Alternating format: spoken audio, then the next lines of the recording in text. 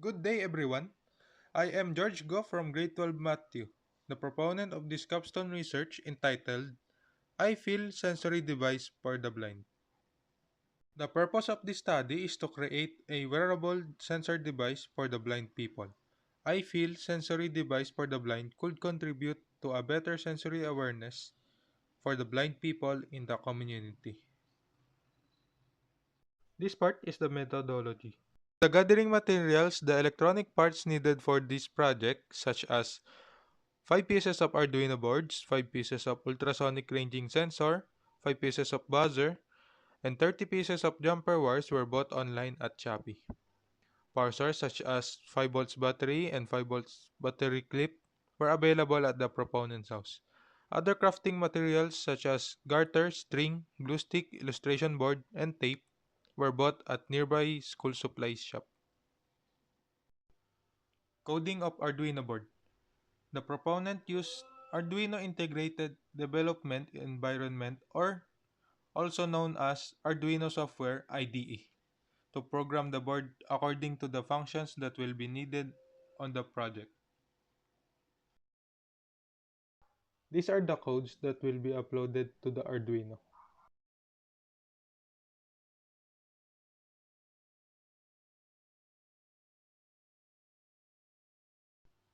Wiring the device. The wirings are divided into three parts. First is the ultrasonic ranging sensor. Second one is buzzer. And the third one is the power source. They are all connected to the Arduino board.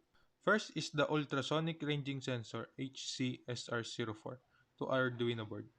The proponent attaches the trigger pin to pin 9 of Arduino, echo pin to pin 10 of Arduino, ground pin to ground pin of Arduino, and VCC to 5 volts of the Arduino.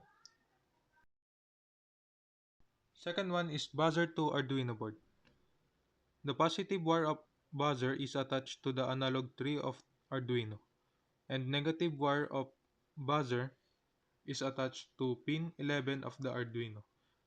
And for the last one, power source to Arduino board. The proponent attaches the negative wire of power source to the ground pin of the Arduino, positive to VIN pin of Arduino.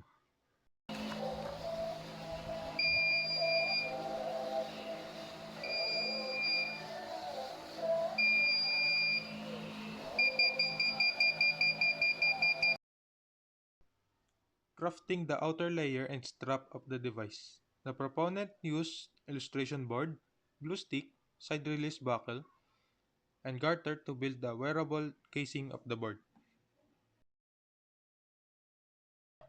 For the testing of device, the researcher used convenient sampling method that involves the respondent being drawn from that part of the population that is close to hand.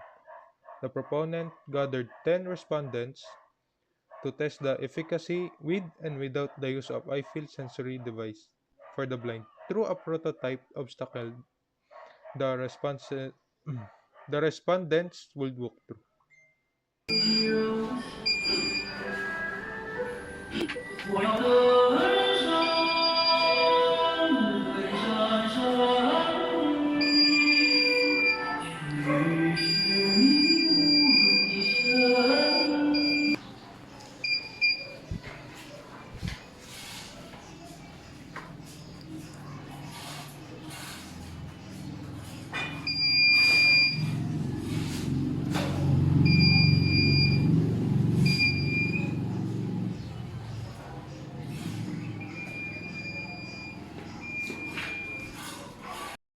The proponent used survey method to gather data from 10 respondents.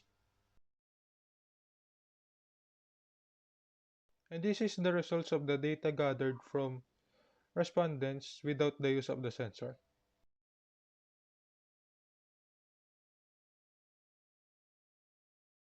And this is the result the proponent gathered from 10 respondents with the use of the sensor.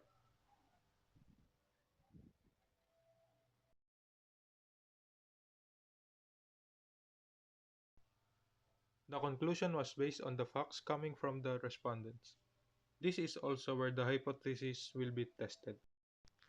According to the data gathered from the students, the use of eye field sensor device has improved their awareness of their surroundings compared to the awareness of surroundings without the use of the device. The proponent concluded that there is a significant difference between the use of senses and eye field sensory device for the blind in terms of obstacle detection, navigation, orientation system, and obstacle avoidance.